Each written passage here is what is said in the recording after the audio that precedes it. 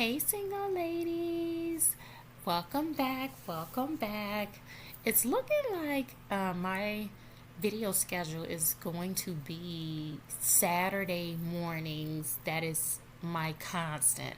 I'll likely do videos in between, but definitely you can expect a new video or two from me every Saturday morning. So if you're curious about my video schedule, uh, that is what I can guarantee, and I'll sprinkle in some extra advice as I find time or inspiration in between throughout the week. But this particular video, the best money savings advice that I can give you. I stumbled across this topic because I was thinking about, different things. What do I want to teach? What do I want to kind of put out there? And I had an entire list of videos that I plan on recording. And a common thing that I saw over and over again within my topics was educate yourself and live below your means. And I'll just start with the value in living below your means, right? It's so old school. I'm pretty sure you've heard it. It's not, some new theory that I have invented or anything like that. But living below your means, I mean truly, if you earn $100 and you spend $100 or $105 in the instance of credit cards and interest and late fees or whatever, you have a problem. The math is not mathing. Something's gonna come up short. But when you live below your means, same scenario, basic math here just for simplicity. If you earn $100 and you only spend $80 and you pocket and save $20, then you are in the green. You have extra money left over. What you decide to do with that is at your discretion. But, if you can just follow that basic math times a realistic monthly income and realistic monthly expenses, you will be okay. The gap between your income and your expenses is the sweet spot. You know, that gap is you want to continuously try to grow that gap. You do not want every single dollar that you earn to automatically be allocated out to other expenses, bills, creditors, whatever. You want to respect the gap between what your income is and, what your expenses are. And to me, this is just the starting point of establishing basic financial stability. Sitting down, looking at the numbers, seeing if you're in the green, seeing if you're in the red. Are we at least covering our basic expenses every month? Are we borrowing? Whatever is going on month to month, it's the foundation. And living below your means, this may not be in all categories of your life. Everyone's life is different. You may be able to cut corners on, I don't know, your clothing because, you've been the same size, for a very long time and there's no need for you to buy, new clothing. Or, there's a situation where you cannot whatsoever cut corners in terms of, your food. Maybe you have a really strict health situation, medical situation where you need to eat healthy, and that's a non-negotiable. So when it comes to living within your means, below your means, you may not be able to do that in all categories of your life. Expenses can vary. Childcare expenses could be a really high expense for you, or maybe you're in a home or something like that that's poorly insulated and your heating bill is very high. It can vary, but the goal overall is to live below your means. And, how do you do that, right? Because it's easier said than done. What's practical? Um, Finding those substitutions, entertainment. If instead of, going out to dinner, you have some friends over and you have dinners at somebody's house and everybody brings something, that could be a way that you slowly work those numbers down so that you are able to save something every single month. The it's literally like death by a thousand cuts. One small cut here in the food category, one small cut here in terms of gasoline, and instead of you just going out and only running one errand, instead of you going out and running an errand at 5 different stores, maybe you go out and you run an errand and you only do it at 2 stores. Maybe you find a way to map out, where you're driving to so that you're hitting certain stores along the way to other stores, right? It's those little small tweaks. Like I said, death by a thousand cuts. Of course, if you got one big thing that you can just automatically eliminate from your budget, I don't know, maybe you got 2 cars or something, and you go sell a car, or something, and you don't have a huge car note. Of course, that's gonna free up some money.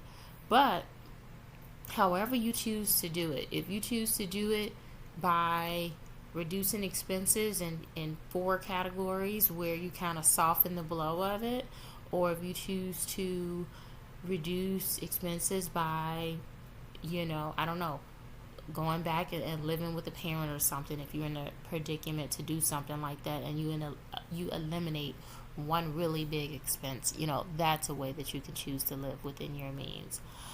Or another way that isn't as frequently talked about is, just increasing your income. If you get a pay raise or something like that, instead of you instantly, mentally in your head saying, okay, well, now I can do this and now I could do that, you could just choose to continue living exactly how you're living now and respecting your gap between your income and your expenses. Everything may not necessarily be you taking something away. It could be you increasing your income.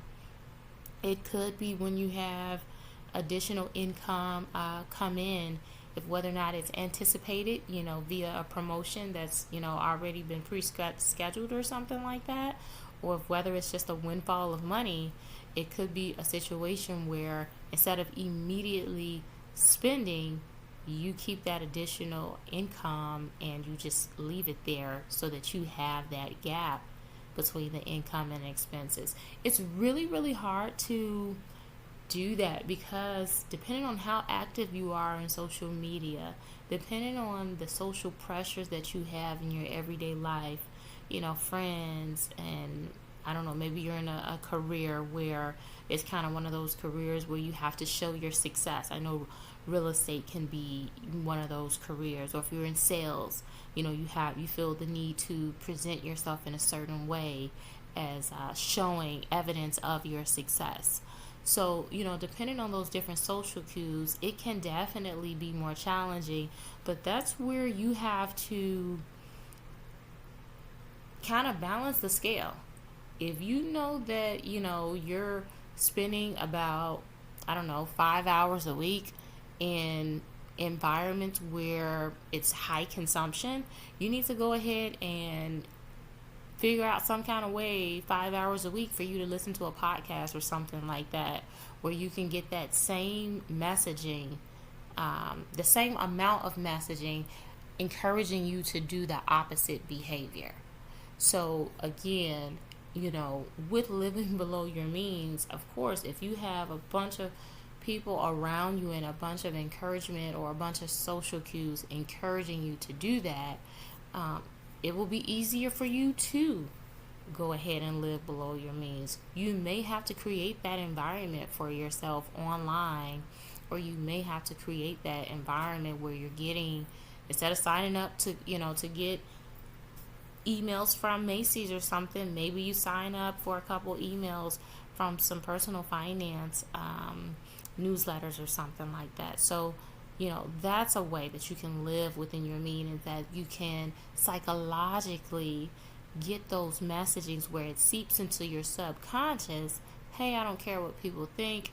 Hey, I can wear this dress 2 times. So what? I've already taken a picture.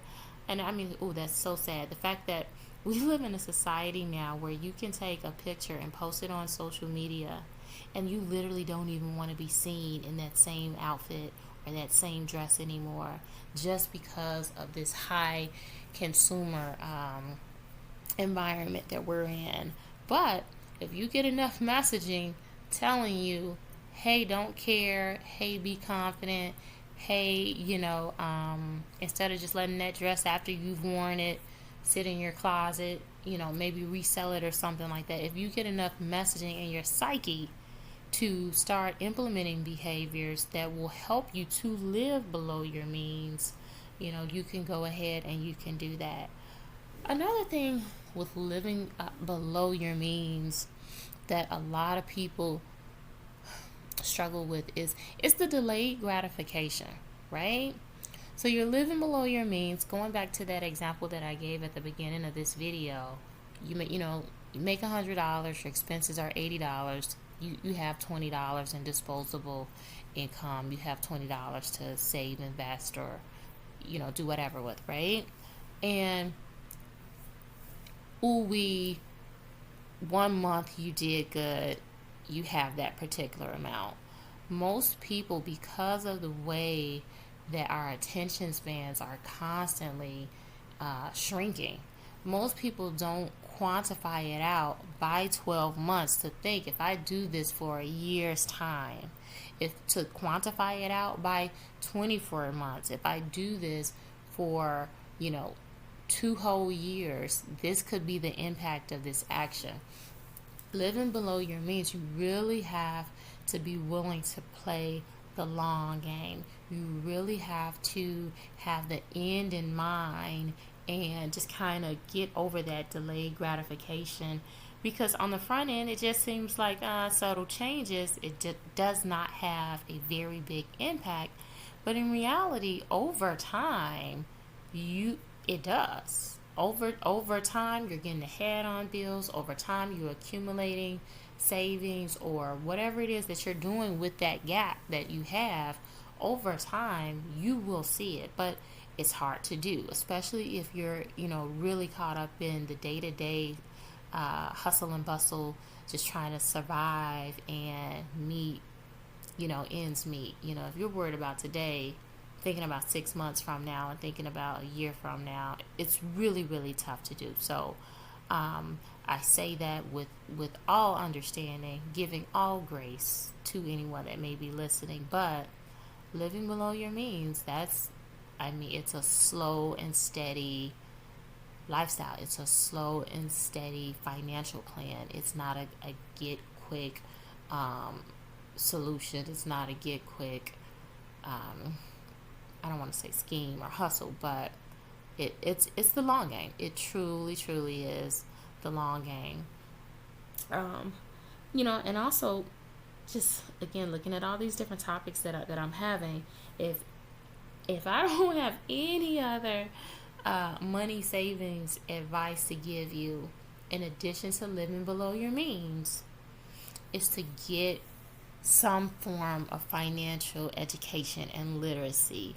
The great thing about that is that it is available for free on social media. It is available. Everyone has a phone in their hand, so you can get it. You don't have to go attend, some university or some master class or something like that if you don't want to.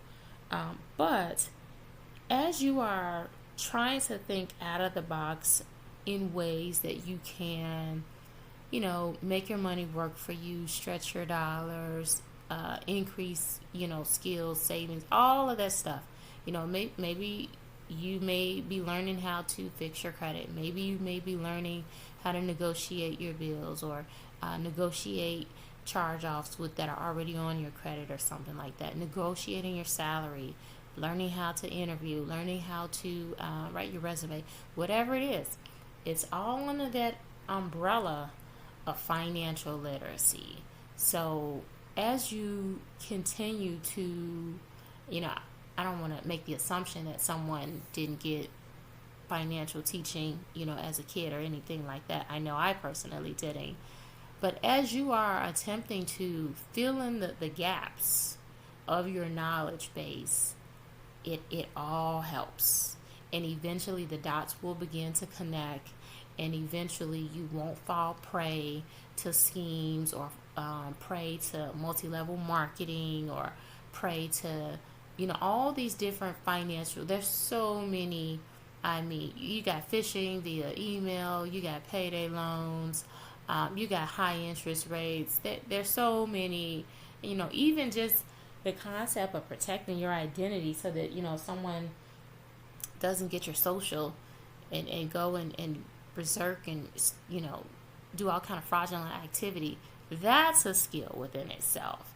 So becoming more financially literate, savvy, whatever you want to call it, it just helps. It constantly helps. Not only does it help establishing what you may have never received as a kid in your teens or in your early 20s, but it also helps because the world is constantly changing.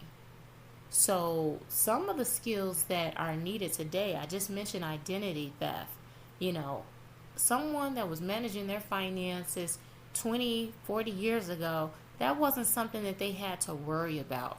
Clicking on a link or someone sending you something via Cash App or what's another, Zelly, or whatever these different, payment services, and having access to your bank account and doing who knows what chargebacks, that wasn't even a concept that someone needed to know 40, 20 years ago. So, even with that, the world is changing, technology is changing, different ways to get people out of their money is constantly changing. So you want to be in the know. You want to be in the loop so that before you get scammed or before you fall prey to someone else's negative or whatever they're trying to do, you can be proactive and just choose not to engage because you were already aware of whatever the scheme was. So, just in terms of that, you gotta continue to stay in the loop with educating yourself financially. Have to. If nothing in life changes, life is going to change. Also, something that I'll say in terms of financial wisdom, financial guidance, and things of that sort is what you may need in your 20s and you're single in terms of, having that knowledge base could be totally different at different stages of your life.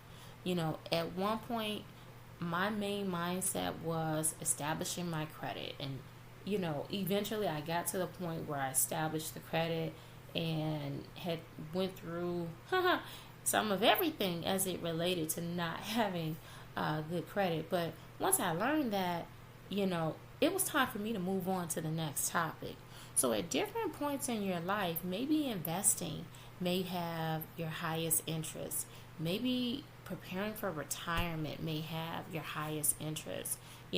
Maybe, you have small kids, and so you're trying to navigate different tax strategies as it relates to childcare or funding college education with ample years in advance. So, you know, when you're diving into each one of these different areas of becoming financial literate, it's truly, it's hours and hours of information. Some of this information, it may sit in your mental Rolodex for years until you actually have to go into that mental file folder within your brain and say, oh, okay, I remember learning this about car repossessions. I remember learning this about wage garnishments or child support.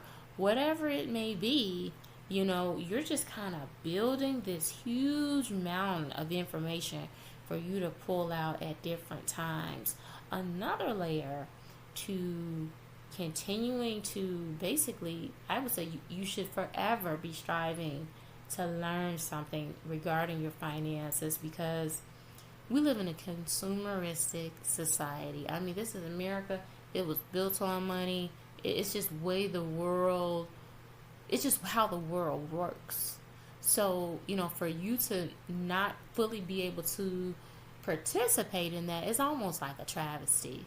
It truly is like a travesty.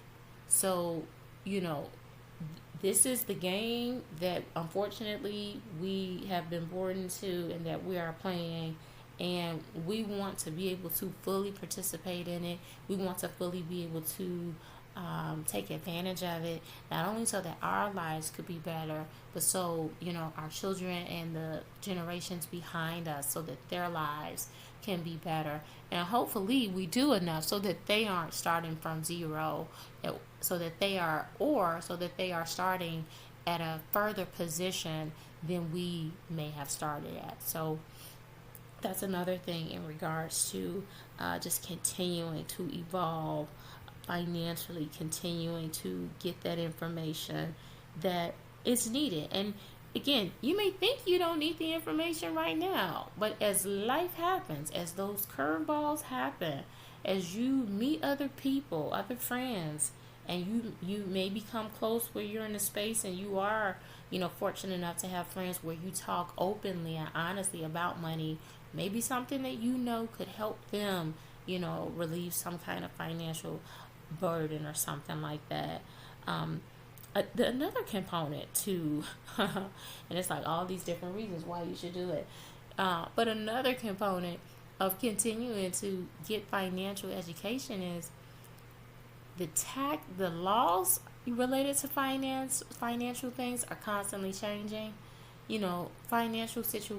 Financial regulations in one state could vary in another. We have a lot of people that may work remotely in one state, and their job is actually headquartered out of another state. So those different dimensions like that, how, okay, originally this was my plan, or originally this was my understanding, but now they've deregulated this, or now the law has changed and that's not even legal anymore. How am I going to go ahead and quickly adapt so that either this new policy can benefit me, or adapt so that I'm not burned by this new policy and new way that the capitalistic society that we live in has decided to change. So I'll leave that at that. But yeah, pretty much I was sitting here mapping out all of my different topics that I have coming up, and I saw two common themes: live below your means and continue to become financially educated. And I said, you know what? If someone were to only be able to watch one of my videos, I want to go ahead and have a video where, if I had to do an overview of my financial philosophy or what is rooted within my channel, I said I'm going to create this video, and this is the best financial savings advice that I feel like I could give any single lady that's on a financial journey.